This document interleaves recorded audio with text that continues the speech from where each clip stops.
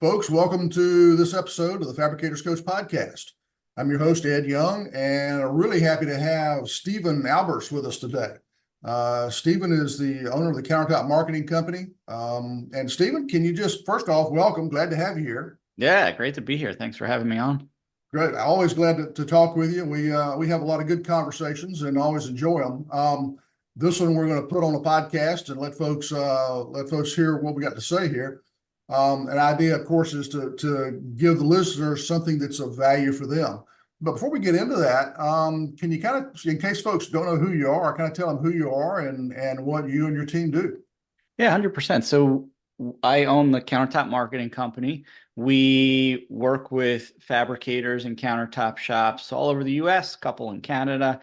And we started about, I'd say December or like fall 2019. We used to work with kitchen and bath remodelers, doing similar things, helping them with their website, Google Ads, all that stuff. And we found that with the kitchen and bath remodelers, their schedule would fill up. They couldn't they couldn't. There was not that they're getting too many leads, but like their schedule fill up for 6 months and then they were just booked up. They couldn't do anything else. So we had a couple of shops at that time. I have a little bit of experience in the past with my father. He was a kitchen and bath remodeler, did Formica back in the day, laminate countertops, not stone. So again, knew a little bit. But we started working with a couple of shops, like I said, 2019, then 2020 hit. So of course, COVID, the rush of jobs came in, so it just changed the industry a little bit. But we did start to get more clients. And then, now we work with 55 plus shops. We again help them with as little as just getting a good solid website up, CRM system, to full blown helping them with SEO, Google rankings, tracking, all of that. So really anything that they do online, helping them get more retail countertop jobs is really our focus. And that's about it. We've been doing it and been pretty successful with it. Yeah, I see your post on Facebook a lot. You've presented at Tice coverings and you're active with Rockheads, very active with ISFA. So you've got a lot of exposure out there.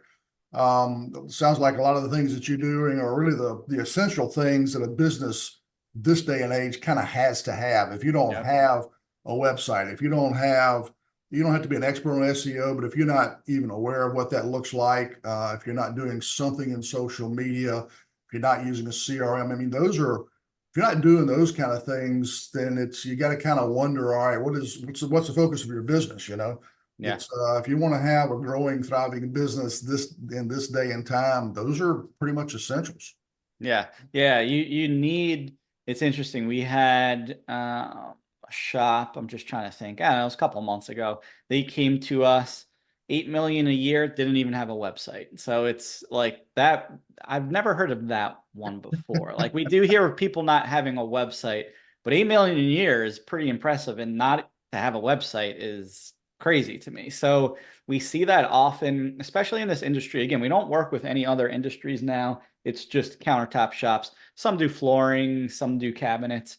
But in the past, when I owned more of a general marketing agency, worked with like dentists, plumbers, other businesses, they had a website, and this was like 10 years ago. So to come across, I just talked to someone yesterday. He doesn't have a website either. He's smaller, but like you need that foundation. It's like basically having a business card now. It's actually probably more important than a business card because now business cards are somewhat not obsolete, but it's you need a website. Like you just need one. So yeah, it's again you need that solid foundation if you want to grow. And even if you don't want to grow, just so when someone looks you up online, like the company we talked to yesterday, they had 50, 60 Google reviews, which is pretty good and very good actually. All legitimate, good quality reviews. No website. So what happens is they're probably showing up when people are typing in granite countertops, quartz countertops, just that Google Maps profile. The problem, which is great, they're getting some exposure. They're like people are reading the reviews. They're probably getting some projects from that. The problem is someone sees that and then they see that they don't have a website, and there's a disconnect there where it's like, well, is this like, what's going on? They don't even have a website. So it's you need something just so when people are looking online, they can just see you, and and they could kind of connect everything. So yeah, it's something that's needed, but something that's also lacking in the industry for just a lot of shops that I talk to. Well, to me, a website's really a sign of credibility. I know when I go looking for something, a product that I'm not as familiar with, or in an area that I'm not familiar with, don't kind of know the players, do the same kind of Google search, and I may see some reviews. They may show up on Google Maps or something. But if there's no website, um, it's like, all right, are these people real? Are they really in Yep. business? Where are they located? I may see a few reviews. Are they genuine reviews? Yep. It's that whole thing of credibility. And I know we just did a kitchen remodel, wrapped it up a little over a year ago, and fortunately, I had a guy who was driving most of it. He was a contractor driving it for me, and so he already had subs he could call for power and that sort of stuff. But in other times in the past when I've done this kind of work, been my own contractor, flipping a house or something, trying to get folks to call you back. And if you're calling somebody, leaving a message, they don't call you back, you can't find a website for them, it's kind of like, all right, are these folks even serious about being in business? Yep. Yep. It's a real credibility issue if they don't have something like that. Yeah, that's exactly that. Yeah, that's when we run Facebook ads for shops, they're on Facebook and Instagram. The ads run on both platforms, and people, they're skeptical. They see something, it's a certain countertop package or whatnot, and they're just scrolling on Facebook. So they're not going into Google looking for granite countertop. So it's a separate type of advertisement. They're just hanging out. It's like driving down the street and seeing a billboard, same thing.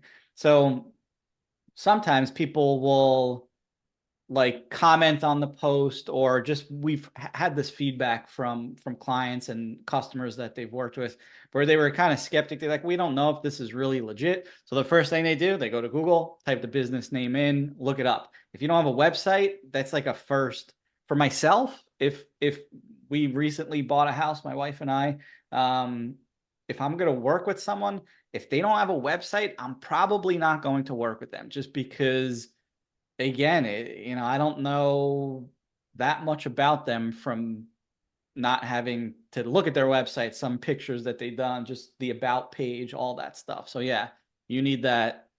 I mean, every shop needs it, Yeah. 10 years ago, you definitely need it today.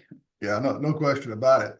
I'm kind of wondering, you and I both talk to a lot of shops, and I know the shops I talk to, I'm hearing more and more that sales are getting slow. The economy is having an impact. Other things are going on in certain geographic areas and certain market segments. I would imagine that you're probably getting more calls these days, because people don't call you when sales are good. They call you when they need more sales, or they need help with the things we're talking about. Are you seeing that kind of pattern of softer sales and people kind of struggling to close deals these days, or even struggling to get good leads? Yeah, so definitely we saw it slow down. So it was busy during COVID, busy for years. I think 2021 was probably one of the best years. But then it slowed down 2023 summer, and then it's really been up and down ever since. And it's tough. Like, there's you could do all the marketing in the world, but at some point, like if it's slow, it's slow. It's the economy, there's a million different factors. So we definitely see a slowdown. It's 2024 now, so we are seeing it pick up a little bit, so that's good. In some markets, it's interesting. Some markets are good, some markets are bad. Again, southern markets like South Florida, Florida is busy when the people from the north migrate to the south. So again, there's different patterns that just are always that way. But yeah, we definitely see a slowdown in terms of shops, talking to more shops. More shops are contacting us again, where just this year, a couple of people, again, same thing, didn't have a website. So I think their shops are realizing they got to do something. What we do see, which is like not a good combination for shops, is it's slow.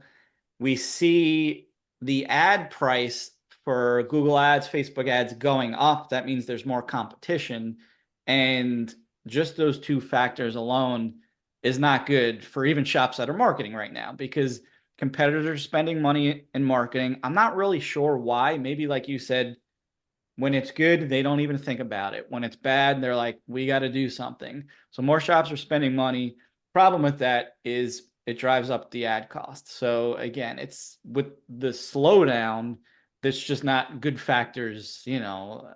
But the good for some shops is, and we can get into this, but what we see is a lot of shops don't properly follow up. So they can get leads, they can spend money on marketing, but if they're not following up and your competitor is following up, they're going to get the job. Like it's such a problem in the industry that that even if your competitor is spending money, they could be spending triple the amount of money. If they're not properly following up, you could spend less and probably get just as many projects by properly following up with leads. All right. So the landscape out there in general, if I take what you said and kind of distill it down a little bit, if you're struggling, if your sales are starting to get soft as a shop owner, then when you start if you haven't done any type of ad, social media or Google ads, out there, the cost of those ads is going to be higher. And I think I'm kind of reading between the lines. It sounds like the number of responses you're getting are probably going to be a little bit lower too, right? So your cost per lead is going up. Is that a fair statement? Yeah, so I mean, again, it's been so up and down, so it's hard. One week's good, the next week's not. But yes, just from like you could simply go to Google Trends, type in countertops, granite countertops, quartz countertops, and you'll just see from last year there's less people searching for countertops this year, or month to month, or however you're looking at it. So yeah, there's less demand and just homeowners wanting, getting projects done. The other problem is it seems like they're taking a little bit longer like they don't need it today. They might need it in a couple of months, 6 months. They might be doing more research, vetting companies more. So again, it's just a lot of different factors that are making it tough for shops where, yeah, cost per lead might be a little bit higher. There's a little bit less. People are taking a little bit longer. So again, it's just not a good recipe for growing revenue, but you have to do something. Like it's just the way it is. Again, like we have clients that come to us and, it's slow. Sometimes it's slow. Like sometimes there's just nothing that you can do. It's going to be slow.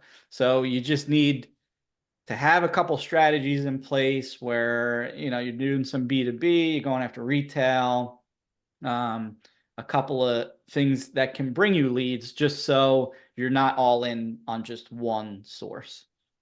Yeah, definitely. And I'm thinking through several things as you're talking. A lot of folks historically in this industry, when the economy slows down, new construction is slowing down along with it. And so remodels pick up. And I've seen a lot of folks on social media talk about, well, if the economy slows down, remodels will be great. We're going to be fine.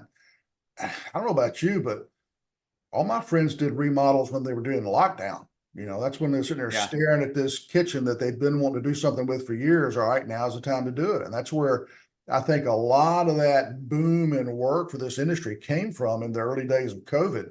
And so I think, and just to Ed's opinion, this and $4 will get you a cup of coffee at Starbucks, but the small one at that, I think a lot of the remodel market has been kind of already filled, and those opportunities are probably fewer. And I think too, kind of the additional point is that when you get in this situation where there just are not as many people looking to do work, now all of a sudden you get everybody starting to lowball the market. They're starting to drive prices down. And so having a true competitive edge, having some kind of a unique value proposition, something that differentiates you from your competition, I think that's really a big key to being successful with whatever advertising, whatever marketing you're doing out there.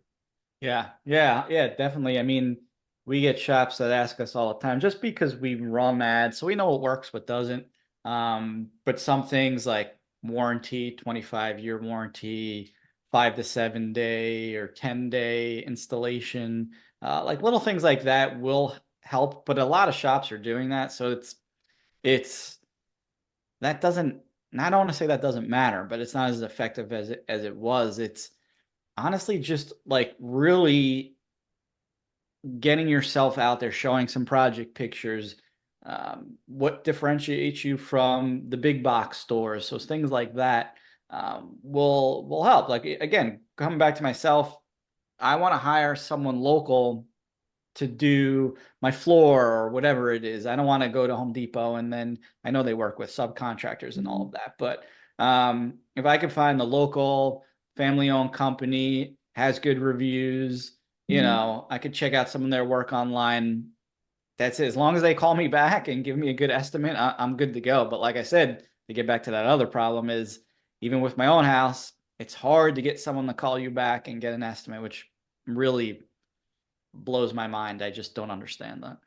So now we're getting into that realm of things that you and I have talked about on several occasions, just in our own private conversations, and that's the fact that okay, if the market is getting softer and leads are more expensive and it's tougher to get, the quantity of leads maybe you're able to get a year, 2 years ago, now every lead becomes much more valuable. Yeah. It's that's your opportunities for making a sale are fewer and they're more expensive. So everyone you get, you got to treat like gold. And I'm kind of wondering, I deal with this a little bit with some of my clients. You get a lot deeper into it than I do. What are you seeing people doing to really optimize how they deal with a lead? And what are you seeing things that people should be doing that they're not doing in this Yeah. industry to make sure that those scarce, expensive leads are well taken care of? Yeah, I mean, you have to use a CRM system. So we have Stone Engage, Pipedrive is good, HubSpot. I mean, there's a million CRMs out there. So use something, right? So a lead comes in, CRM system is you manage the lead in a pipeline. So it should be set up where a lead comes in, you manage it, some automated follow-ups go out, email, texting is huge. Texting's not in 2023, the US, or maybe it's the providers, I don't know exactly what it was, but the laws were changed for texting where your company has to be registered with providers. You have to go through a process. So when we get a new client, we have to get a bunch of information about their business in order to submit them to the providers so then they can text. And it's all about just cutting down on spam text. The things with texting, though, is people respond to it. Myself, again, I probably really don't want to talk to anyone on the phone sometimes, but email, yeah, if you email me, of course I'll check it, but texting, I'm going to look at it and I'm going to respond to it the fastest. So the CRM system, whatever system that you're using, make sure a lead comes in, a text goes out, an email goes out, because we actually see a lot of responses from texting from the leads that come in into our CRM. So I mean, between that and having someone pick up the phone and call a lead that comes in, like, and I think you have some stats on that, but the quicker you get to that lead and call them, the better chance you'll have to actually reach someone and get a response for them. And we see, again, we don't know exactly how fast the shops we work with are calling leads, but the ones that do tell us if they can do it quicker, there usually is more success. So again, having someone on the phone and do that, but not even just once, like you got to have a process in place to follow up with leads on the phone and use the CRM system. And those two things alone could really improve numbers all overall. If it's you're closing 10% of online leads, which isn't that great, and you can bump it up to 20%, then hey, there you go. There's extra revenue right there. Yeah, the research that I did, I wrote an article for Slippery Rock, let's see, October, I think, of last year.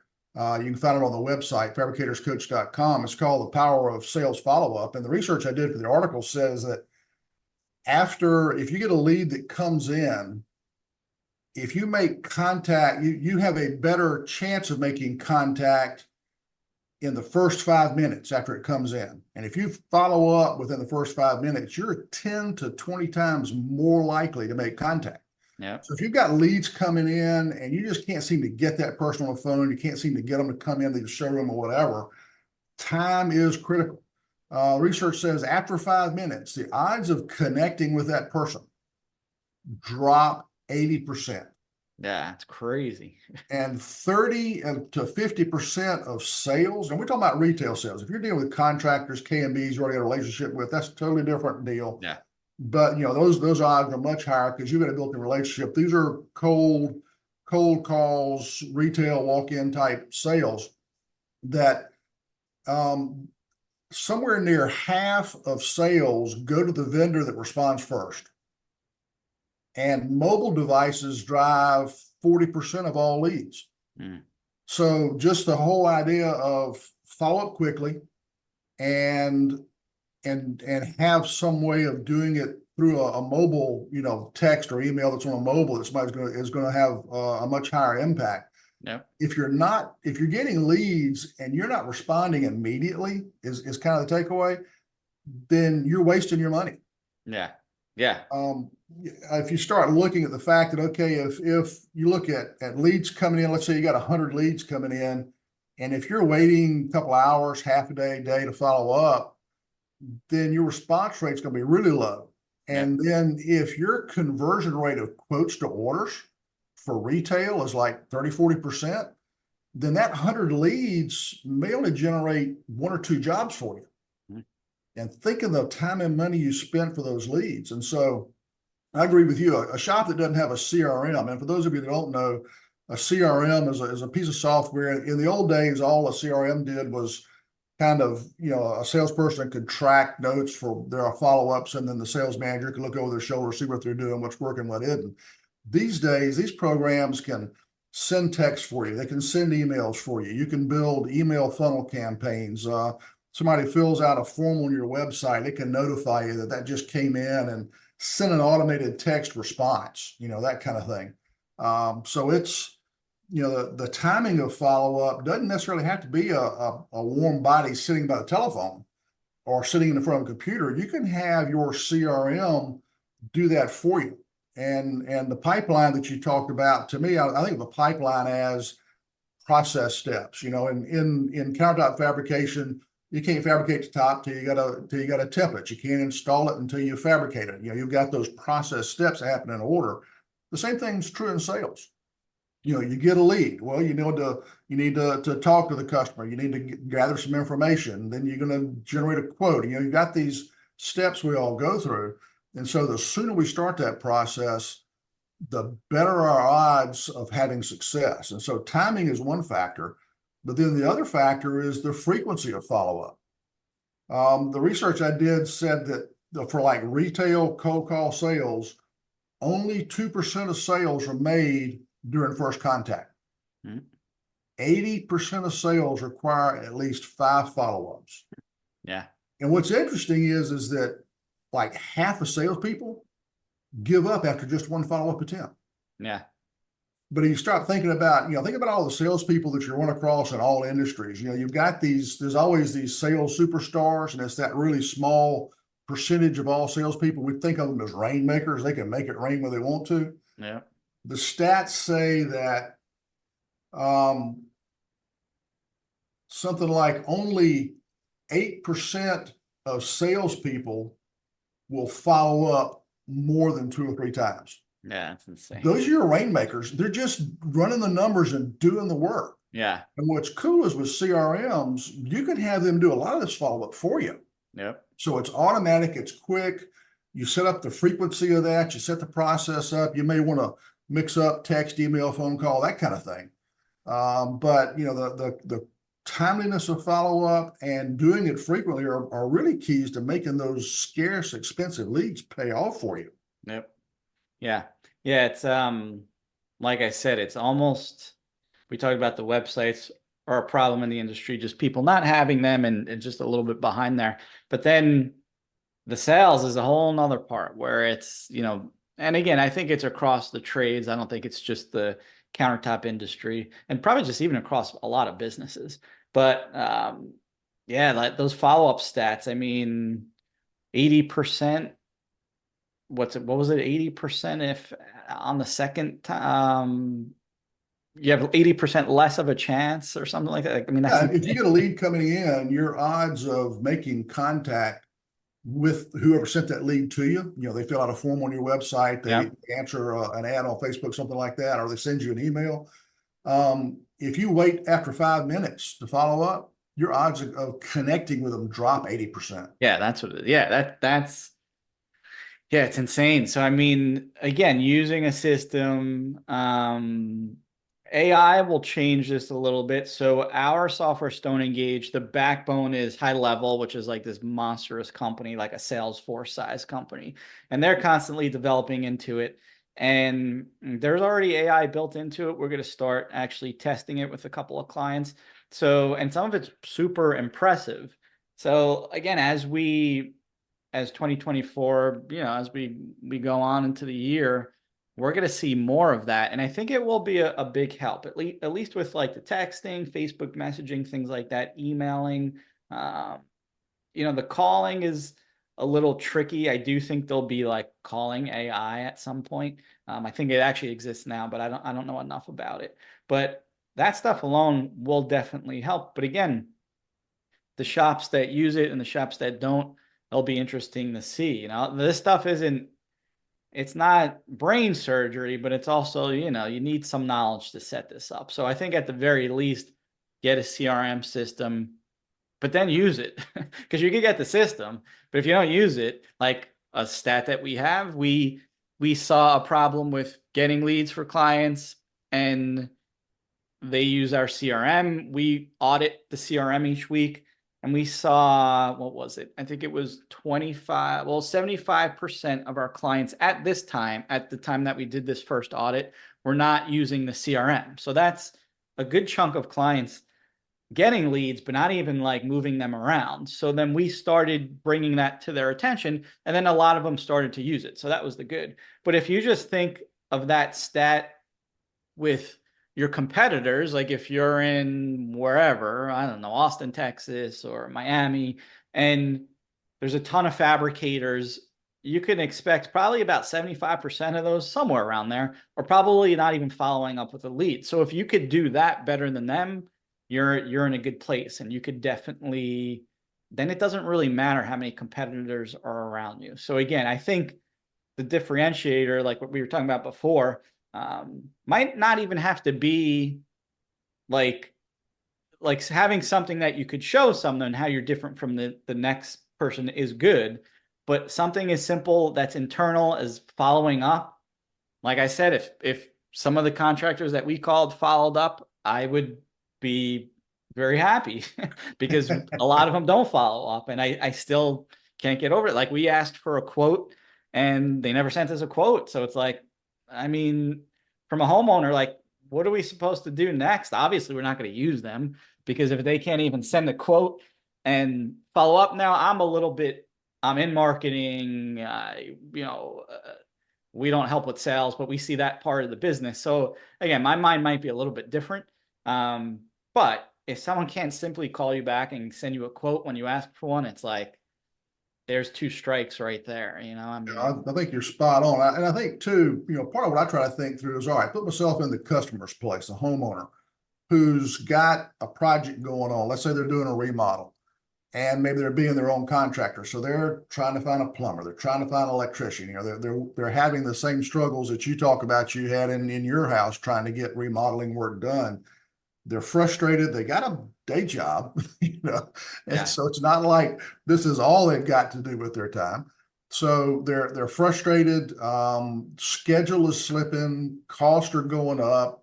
It's a challenging environment. And at the end of the day, they're worried if they don't pick the right countertop shop, the right plumber, the right electrician, that yeah, when they're done with this thing, 6 months or a year from now, are they still going to be happy with the results?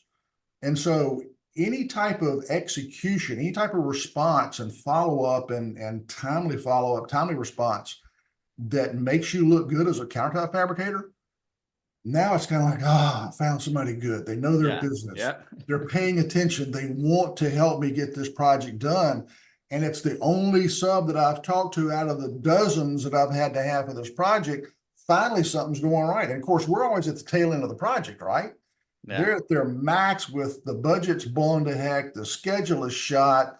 Their patience is worn thin. They're worn out. And finally, somebody says, yeah, we're going to do a good job for you. And they go, oh, thank God there's one in this world.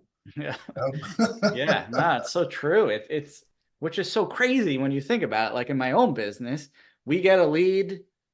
I don't think I've ever missed a sales call. We follow up, and I know there is a line. Like we were talking to a shop owner, we're like, well, we don't want to hammer them with calls because I wouldn't want that.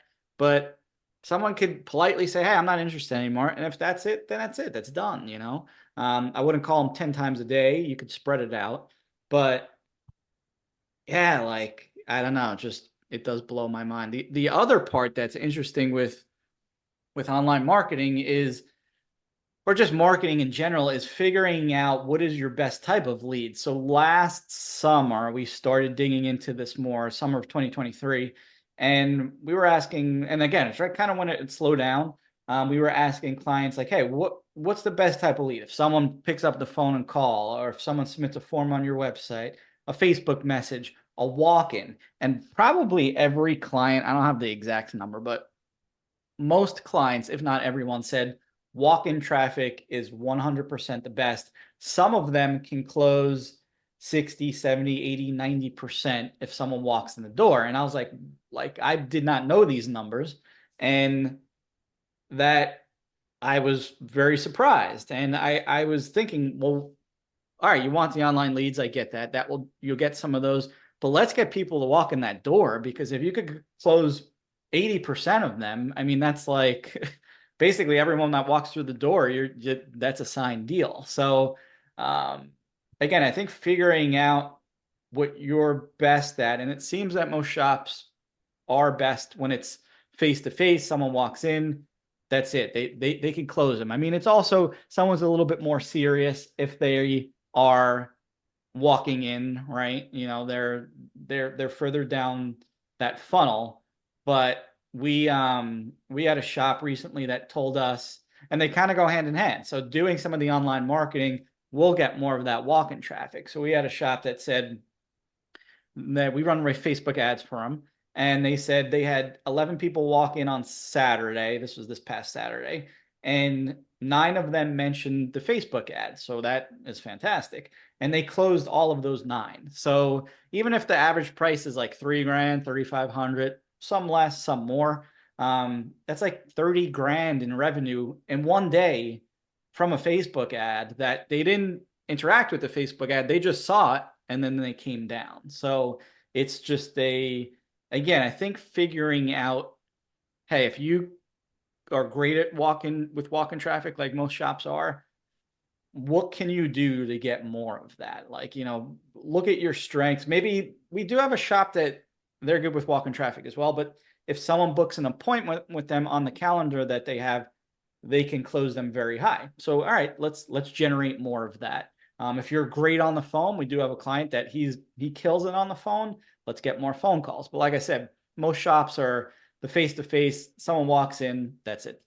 They're selling a job. Well, you answered a question I was going to ask, and that was, is there a relationship between Facebook ads and walk-in traffic? And you just confirmed that. And one of the reasons I asked was, I had a client last year that was struggling, and I went to visit them. And one of my normal things I do is when I show up in that area, before I go eat supper that night, I always go see if I can find the shop. I want to see it. I want to lay eyes on it.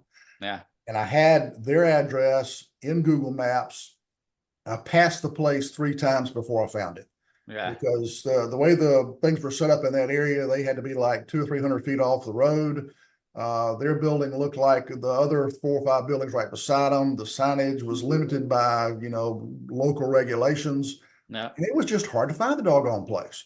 Yeah. And so as I was working with the shop, over a period of several months, they were still struggling with a few things because they made some tough decisions early on, and they were trying to cut some cost, and they were going to cut out their Facebook ads. I said, wait a minute. how many people have you had walk in here this week? And he told me, and it was a substantial number. I said, you've already told me how hard it is to find this place. You've already told me how many limitations you've got on street side visibility, things that you can't do that you know you need to do. How do you think people are finding your shop? Yeah. So if you cut off your Facebook ads, your social media ads, how are they going to know you're here? Yeah. And unfortunately, he did, and he saw a downturn, and he's now, I think, picked back up doing it maybe a different way. But it's you got to keep all that in mind, I think, as you look at your marketing strategy. You Yeah. talk about, what are you good at? Are you best on the phone, best with face to face, whatever? I talked to a shop last year that has basically downsized the showroom, got a minuscule showroom, no full slabs. Yeah. He's training his salespeople to do everything in home. That's what they're good at. They've put together a system and a process, so they go in and they do only in-home sales. Yeah. It's rare for somebody to walk into their place of business, and so they're set up to maximize that. They know what they're good at. That's how they want to run their business, and it works really well for them. Yeah. So it's a new model. And I've heard of some other shops now starting to kind of look at that model. So I think there's some definitely knowing what you're good at, having an intentional strategy, and doing the things that we're talking about. I think when I think about this whole process, there's really two stages. One is get the lead and follow up on the lead. And that's, I think you actually could set up an entire pipeline, a series of process steps for just the lead follow up. Yep. But then once you've made contact with the lead and you generated a quote, then there's almost another pipeline for follow up on that quote. And you talked about kind of that concern of kind of irritating people maybe with following up too much. The research I did said that you have to follow up more than 5 times to close most leads. That most salespeople give up after one follow up. Only 8% of salespeople follow up more than 5 times, but only 2% of sales are made in first contact. I think your example, I think, is probably the exception. But if you think about somebody walking into your showroom, they've done the legwork to research you and figure out where you are and decide they want to come see you. So that gives you a leg up. But for those that haven't gotten to that point, or maybe you did that, you generated a quote and you hadn't closed the quote yet, then how many times do you follow up? Well, I think that's where your CRM can be a big help, because it can automate the text, it can automate the emails, it can put up an automatic reminder to the salesperson, hey, today's your day. You've got three people that you quoted in the last week. You need to follow up. And so with the CRM, you can set the timing for those. You can set the content of those emails and texts. I'm wondering, from what you're seeing, Stephen, does it make sense for a shop owner to think about maybe standardizing some of that content so that follow-up is done the way you want it done, so that the impression that the salesperson gives that prospect, is it worth maybe taking some time to standardize that a little bit? Yeah, I mean, it should all look natural and organic. So like the way that we set up the emails that go out with the CRM in the pipeline. So a lead comes in, automated email goes out, automated text message. We don't put any graphics in the email to make it look like, we're not trying to trick anyone, but you do want it to look natural, right? You want it to look like someone actually typed this in. The text, it's more conversational than like that generic, like corporate business type copy, right? For the text messages.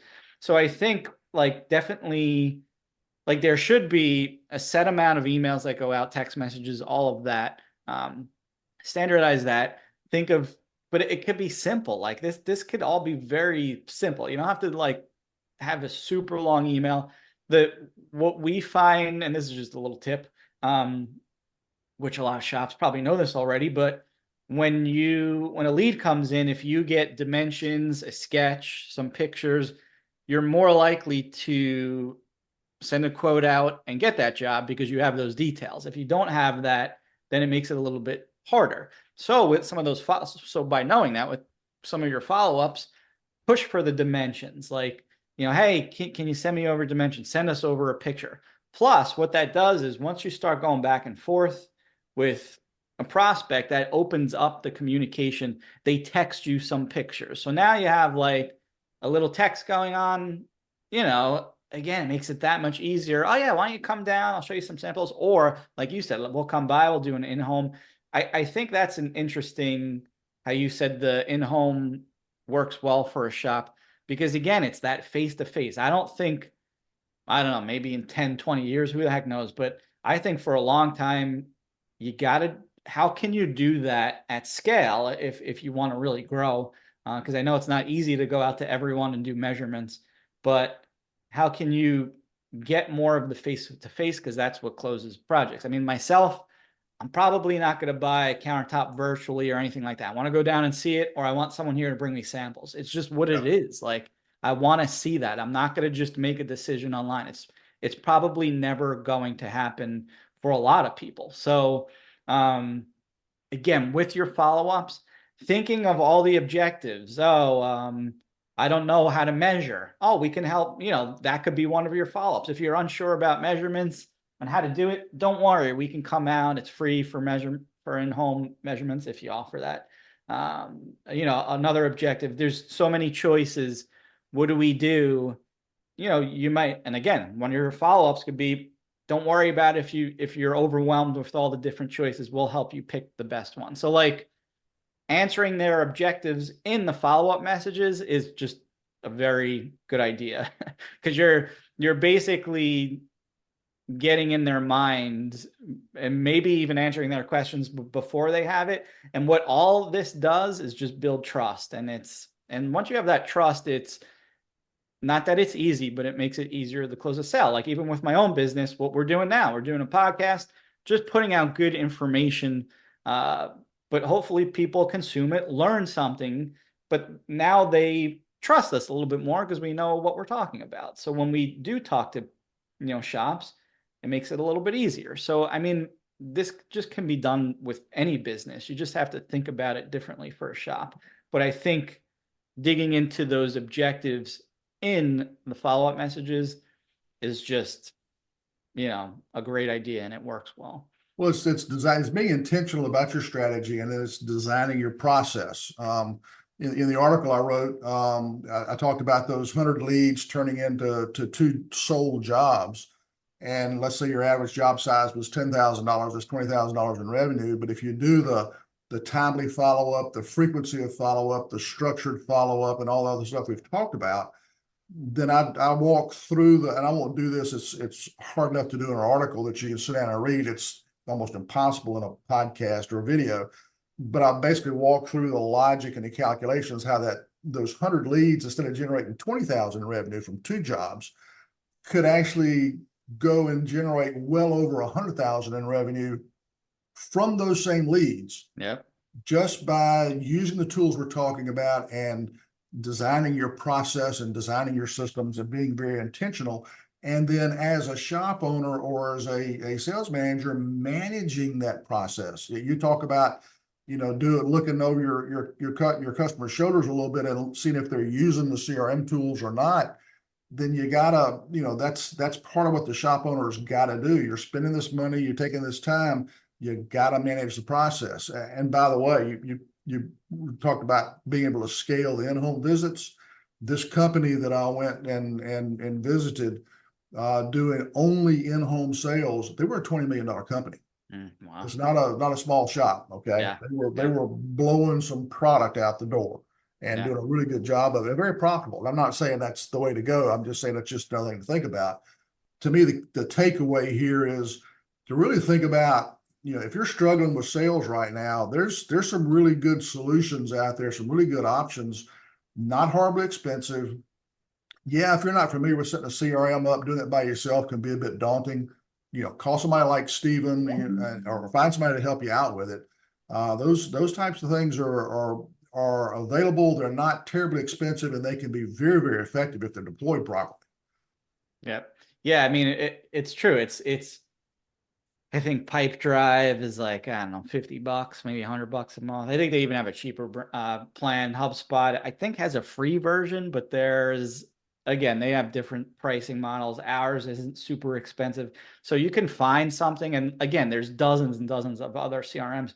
But at the end of the day, like I said, we had 75% of shops not using the CRM. So that's a good chunk of getting the tool and then not using it. So you have, and again, that maybe is structure in the business. You know, I won't talk on that because I don't really know enough about it, but maybe a manager needs to oversee someone or whatever it is. Someone needs to own the CRM and either manage someone in it or do it themselves. But again, you could set up all these tools, and if you don't use them, it's just a waste of money. So Stephen, we've got just a couple of minutes left here before we got to wrap this up. Any parting thoughts? Any pro tips? Anything you want to add? Yeah, I mean, I don't know. I think we hit on a bunch of good points today. I hope someone listening to this gets, something out of it, which I'm sure they will. I think as we go more into this year, I just think, you got to get a plan together. It doesn't have to be, you don't need to spend 10 grand on a website. You don't need to spend thousands of dollars a month on a CRM or, even close to that. So I think putting a very simple plan together, simple, because if it's too much, most likely, not saying that you're not going to follow it, but there's less like of a chance to follow a complex plan. Simple plan, and then just start implementing. Get some Google reviews, get a decent website, get a CRM. Honestly, if you just do a couple of those things, get a little bit more on social media, put some project pictures out. I mean, we could go down the list forever, but a handful of those things, you do it consistently, you will see results. If you talk about it, don't do it, you're not going to see anything. So I think, again, just being consistent, getting a few things in place, do it for 6 months, you will see a big improvement in your shop, and it'll make life easier and I'll make you more money. So it's nothing wrong. So Stephen, if somebody needs help kind of pulling this stuff together, because I know this is not what folks who make countertops, shop owners typically know a lot about unless they've spent a lot of time researching it. They may need some help. What's the best way for them to get in touch with you? Yeah, for sure. You can just go to my website, countertopmarketingco.com.